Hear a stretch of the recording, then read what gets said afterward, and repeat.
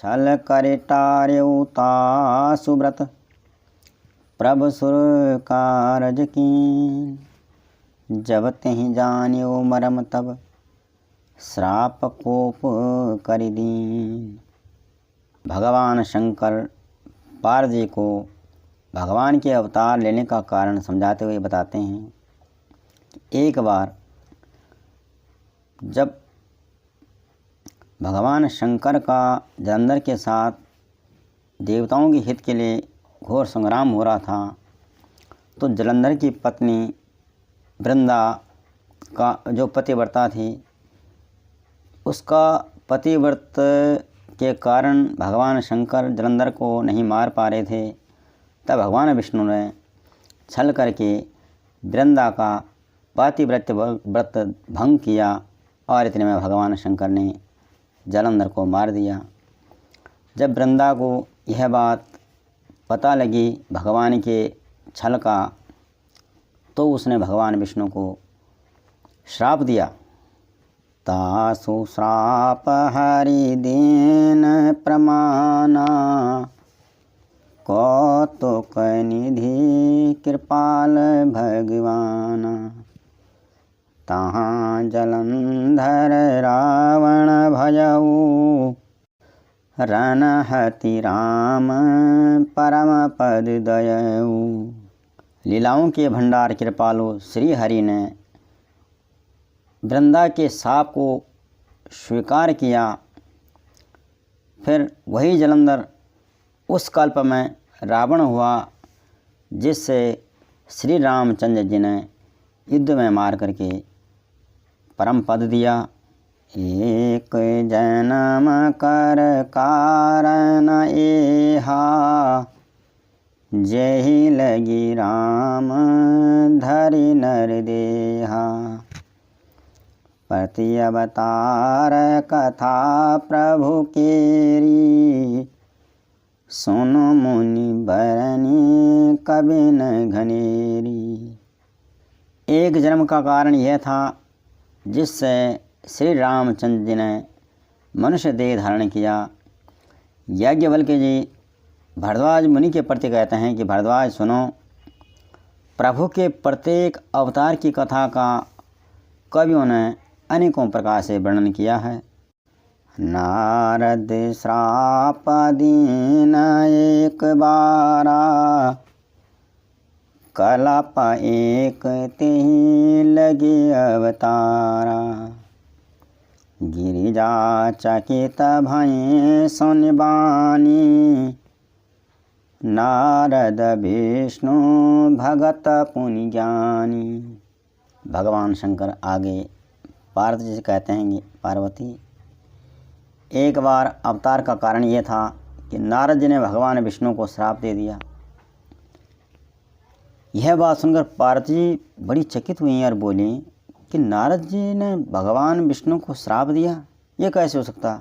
नारद जी तो विष्णु भक्त हैं और ज्ञानी हैं। कारण कवन श्राप मुनि दीना का अपराध रमापति कीना। यह प्रसंग मोहि कहऊ पुरारी सोने मन मोह अचरज भारी।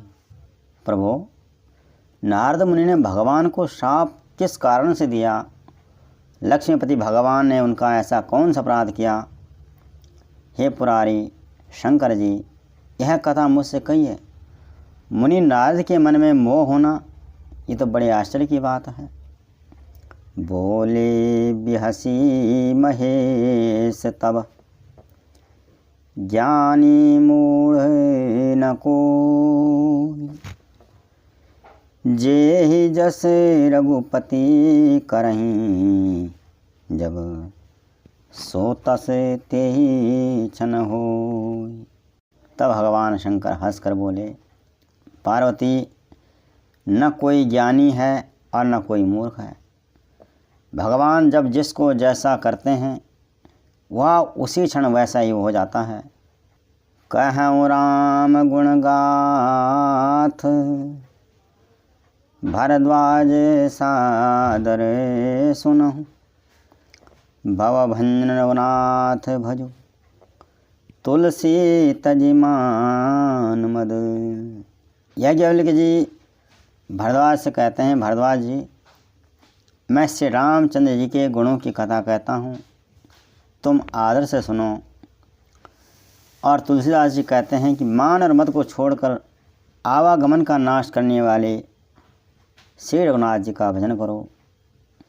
हिमगिरि गुहाए अति पावनी, बह समीप सुर सरी सुहावनी। आश्रम परम पुनीत सुहावा, देखि देव ऋषि मन अति भावा। हिमालय पर्वत में एक बड़ी पवित्र गुफा थी। उसके समीप ही सुंदर गंगा जी बह रही थी। वह परम पवित्र सुंदर आश्रम देखने पर नारद जी के मन को बहुत ही सुहाना लगा। नीरकी शैल सरी विपिन विभागा, भयउ रमापति पद अनुरागा। सुमिरत हरि श्राप गति बाधी, सहज विमल मन लागी समाधि। पर्वत, नदी और वन के सुंदर विभागों को देखकर नारद जी का लक्ष्मीकांत भगवान के चरणों में प्रेम हो गया। भगवान का स्मरण करते ही नारद मुनि को जो श्राप लगा है, दक्ष प्रजापति ने उनको दिया था कि तुम कहीं एक स्थान पर टिक नहीं सकते हो, वह श्राप भी रुक गया, उनकी गति रुक गई और मन के स्वाभाविक निर्बल होने से उनकी समाधि लग गई। मुनि गति देखी सुरेश डेराना, काम ही बोली किन सन्माना। सहित सहाय जाहु मम हेतु, चले हरसी हिया जलचर केतु। नारद मुनि एक स्थान पर टिककर तपस्या कर रहे हैं। उन तपोमयी स्थिति को देख करके देवराज इंद्र घबरा गए। उन्होंने कामदेव को बुलाकर कामदेव का आदर सत्कार किया और कहा, कामदेव आप मेरे हित के लिए तुम अपने सहायकों सहित नारद जी की समाधि भंग करो। यह सुनकर मीनध्वज कामदेव मन में प्रसन्न होकर के नारद जी की तपस्या को भंग करने के लिए चले। सुना से रमन मासी त्रासा, चहत देव ऋषि मम पूर्वासा। जे कामी लोलुप जगमाही, कुटिल काक इव सबहि डराही। देवराज इंद्र के मन में यह डर था कि देवर्षि नारद तप करके कहीं मेरी अमरावती के राज्य को चाहते हैं। इसी डर के कारण उन्होंने नारद जी की तपस्या भंग करने के लिए कामदेव को भेजा।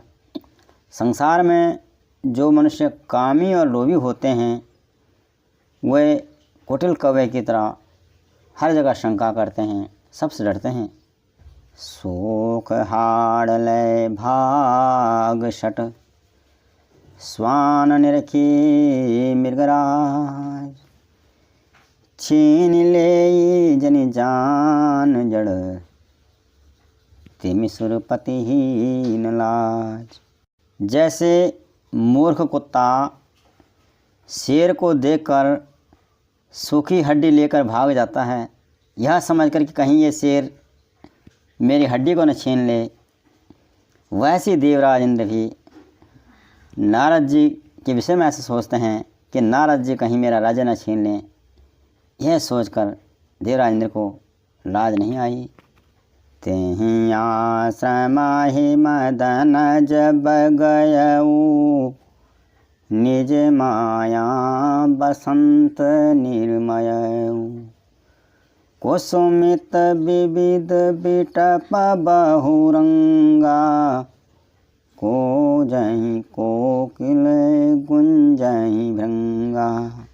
जब कामदेव नारद जी के आश्रम में गए तब उसने अपनी माया से वहाँ बसंत ऋतु को उत्पन्न किया। तरह तरह के वृक्षों पर रंग बिरंगे फूल खिल गए, उन पर कोयलें कूकने लगीं और भौरे गुंजार करने लगे। चली सुहावन तिबेद बयारी, काम किसानु बढ़ाव निहारी। रंभादिक सुर नारी नवीना, सकल असम सर कला पवीना। कामाग्नि को भड़काने वाली तीनों प्रकार की शीतल मंद सुगंध सुहावनी हवा चलने लगी। रंभा आदि नवयुवती देवांगनाएं जो सबके सब काम कला में निपुण थी, कह रही गान बहुतान तरंगा, बाहो विधि क्रीड़ही पानी पतंगा। देखी सहाय मदन हरसाना, कीन सी पुनि पंच विधि नाना। वे बहुत प्रकार की तानों की तरंग के साथ गाने लगी और हाथ में गेंद लेकर नाना प्रकार के खेल खेलने लगी। कामदेव अपने इन सहायकों को देखकर बहुत प्रसन्न हुआ और फिर उसने अनेकों प्रकार के माया जाल किए। काम कला कछु मुनिहीन व्यापी, निज भय डरे मनो भव पापी। सीम की चापी सकाई कौतासु, बड़ रखवार रमापति जासु। परंतु कामदेव की कोई भी कला मुनि पर असर न कर सकी।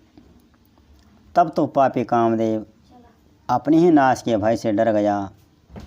लक्ष्मीपति भगवान जिसके बड़े रक्षक हों, भला उसकी सीमा यानी मर्यादा को कोई दबा सकता है। सहित सहाय सभीत अति, मानिहारी मन में। गहे सी जाय मुनि चरण तब, कही सुठी आरत बैन। तब अपने सहायकों समेत कामदेव ने बहुत डर कर और अपने मन में हार मानकर बहुत ही आर्त दीन वचन कहते हुए मुनि के चरणों को जा पकड़ा। जय श्री राम।